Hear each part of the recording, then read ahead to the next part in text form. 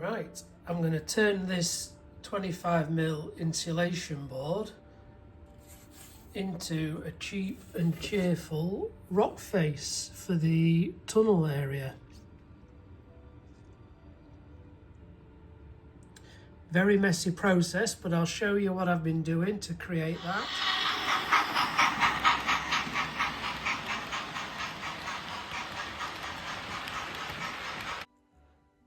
So what I've been looking at today is the cliff face or something for this edge here. I have started to build this up, as you know, but this obviously is quite steep. I do think it should be some sort of rock face, because just purely because it's in sheer vertical. I have got to be really conscious of the clearance. You know, it's not a massive clearance. So things I've been looking at, I'd thought about just putting some plaster bandage on and trying to mould something into the plaster bandage, but I don't think that'll work. Then I started just picking out some of the old bark chippings from the garden, just dried them out. Would it be possible maybe to use those? Some of them do have quite a good texture on them, but the small pieces I'd need alone. It'd be like trying to do a jigsaw and then getting them to blend in and match. So I'm not too sure on that. Then I thought about, could I do anything with the insulation board that I've been using? And I saw there was an American channel I saw where some guy had made rock faces out of the insulation board. Now my insulation board is 25mm, which is obviously far too thick. So I used a handsaw to try and cut one down into a thin strip. So I ended up with, it's probably 5mm, but because I used a large tooth handsaw, it's given out quite a half decent texture on there. So I think with a little bit more work, maybe put some veins through it, just to create a bit more and get a blunt scalpel or something in there to churn out some bits. That might work because with it being so thin, it's gone really flexible. So I could maybe be able to paint that up, get some texture on it and use that. So I'm going to have a bit of a practice on a small piece, see what it comes out like.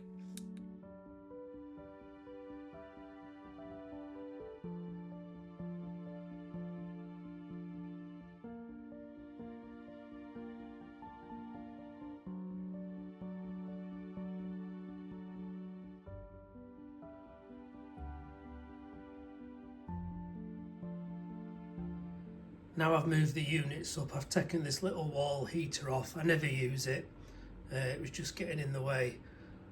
But you've got to laugh at new build decorating.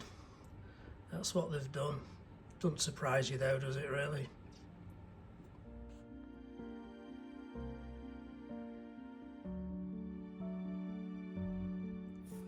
Just thought I'd have a quick practice with this offcut. I've painted two sides to this. That's watered down, and it kind of does show the white through still, and that's just gone on neat, which seems to probably go on a little bit better. So still a bit touch wet. When it is dried, I'm just going to try doing some different colours on there, see how we get on.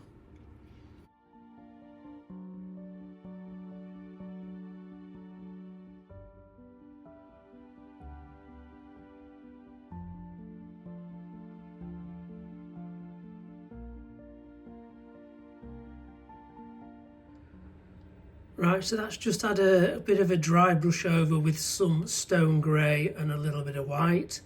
That was the one that had the neat grey paint underneath, and that was the one with the watered down. So I think they probably need a little bit of beige in there somewhere, just some little spots, dry brush again in some areas, but it probably hasn't come out too bad actually for what I'm looking for, just for that bit of a cut in near the tunnel entrance. I'm not sure how this is going to turn out, but I've given it a coat of grey. I found out I was getting through loads of these Vallejo, so I just got some really cheap black and a white acrylic, just mixed them together. I'm not sure if it's still a bit too dark actually, that, but maybe it'll dry a bit lighter. As you know, that's kind of what I'm going for. I did put a bit of beige in that one, and also just on where the ridges are, sprinkled tiniest bit of glue and some scatter on there. So I'm hoping something along these fault lines I've put in, I'll get the same, but that's going to have to dry overnight.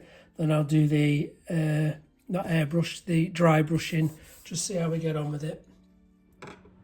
So with this base layer dry, you can see the texture in there. I'm going to try some dry brushing of different shades now.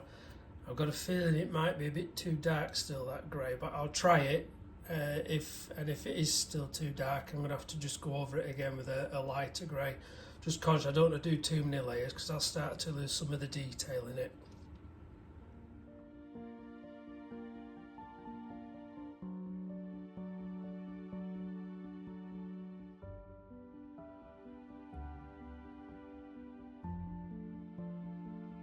I want to put some khaki-ish colour in some of these deep ravine bits here, and obviously then I'll get a bits of flock in there as well, just to simulate a bit of growth weeds and some moss.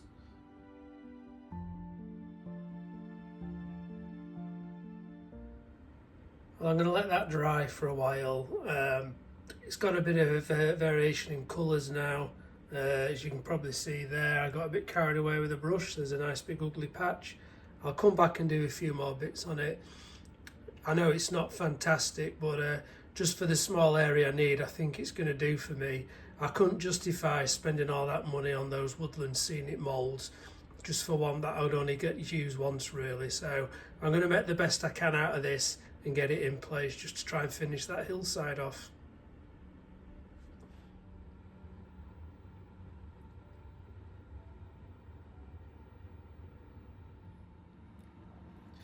I've tried to cut this back and reshape it as best I can, just to give me a bit more clearance. Now I've got to think of a way to actually attach it. I've put a bit of greenery on it. I think because of the material, no matter what you do, it is going to be very soft and it'll be easy to mark, so I've got to be careful how I do it, but I somehow need to get it on there with enough pressure that it'll stick and follow that contour. I'm thinking about using maybe some grab adhesive or something, roughly like that maybe. I'll have to see. I've got a couple of glues I can maybe try out.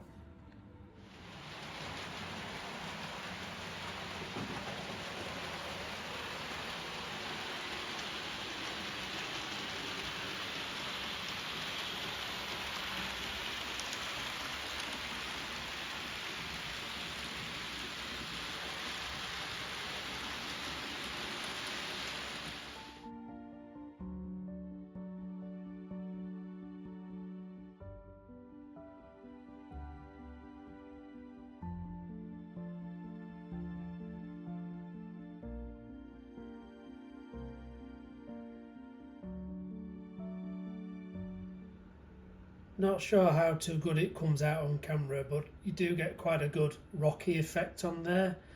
I think when you get the dry brushing, the shades on there and a bit of weed and foliage, they don't look too bad.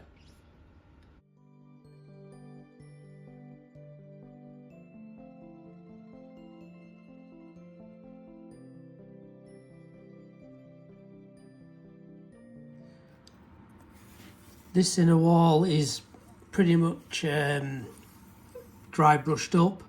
Obviously I'm going to get some bits of growth, foliage in there, maybe just some coarse turf and bits, just as if it shows that there's weeds and maybe bits of moss growing. So I'm going to work on this inside wall first just to see how it looks really before I commit to the other side. So kind of it will sit in there. Got to attach it, I think, with some grab adhesive. I'll try that. Once it's set, and I'm going to have to fill in the back to build it up. Then just have some overgrowth maybe across the top.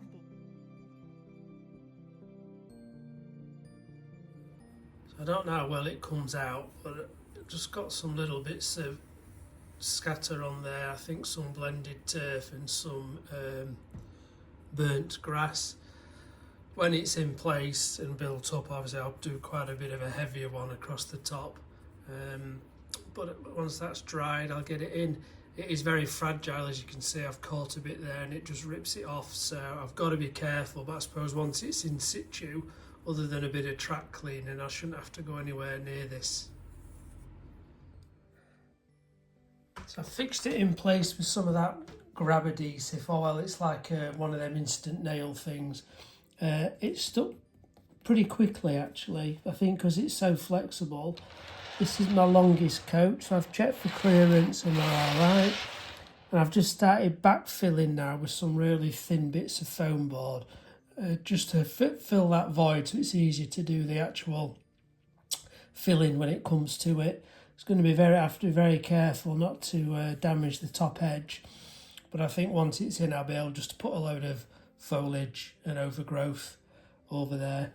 So the bit of gap at the bottom, but obviously I'll just build that up with ballast, so that should soon hide that. I've just put another layer of filler in there. It's almost up to the level now. It's a good job this stuff is cheap and cheerful. I've nearly used a full one there, so I've just been out and bought a second tub. But it goes in really well. When it's dry or it's nearly dry, I'll just start to go in there with the back end of a spoon or something, just to smooth some of those bits out. I mean, the obvious thing and the common sense thing to do, thinking about it, but I hadn't decided I was putting a rock face there, would have been when I put these in, I should have just left that as a perfectly straight edge and carved the rock face into it, so I didn't have any of these joints to do. But as usual, hindsight, we live and learn, but I think I'm getting there with that now. And once it's painted up and greyed and some scatter on it, I'm hoping it's going to blend in okay. Okay, this is all filled in now. I've put some ballast down and glued it, so I'm waiting for that to dry before I can do the scatter on top, because if I do it while it's wet, it's overspill's just going to stick. I should have done it the other way around really. I should have done this first and the ballast last, but hey ho. I've put a fence back in. I wasn't intending to, but where the retaining wall ends over there, there's just a big expanse of nothingness. So I've put a fence in just for a bit of continuation, and then it runs around this way to the tunnel portal for the branch line. I've also just put this little outcropping of rock. Whether it needed it, I don't know, but there's a village local to us called Dragonby, and it's got quite a well-known outcrop which has got a lot of superstition around it. So I thought I'd put a little outcrop in just as a nod to that, and just to give a bit more scenic view really. I've just started to put some covering scatter down now on this side up to the fence. It's had some sieved soil from the garden, then it's had just some fine turf, some earth blend, some burnt grass, and then the blended turf, just to like covering on some PVA. Once that's dried, I'm going to do some patches of static grass and get some more coarse turf in some of these areas, and then when that's done, I'll work down on the other side of the hill. That's pretty much the small rock face on the inside curve done. I've just put some scatter down, some underbrush and bushes. I'm just waiting for all that to dry. I did go across here, I just mixed up a green wash with some really vibrant green, toned it down with some browns and watered it. It's very subtle, you can hardly see, but I just wanted to show that it was a bit algified and dirty towards the bottom. I probably will add a bit more on there. Clearance seems absolutely fine. These are my longest coaches. They only have Mark 1s and 2s to be fair. So I think we're okay there. So it's complete.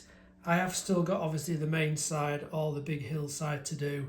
It'll be the same method, but it's probably going to take quite a bit longer, just trying to get the curves and the angles right. But I think for cheap and cheerful, I'm quite pleased with that. A lot cheaper than buying plaster moulds and trying other little things. So for me, that will do nicely.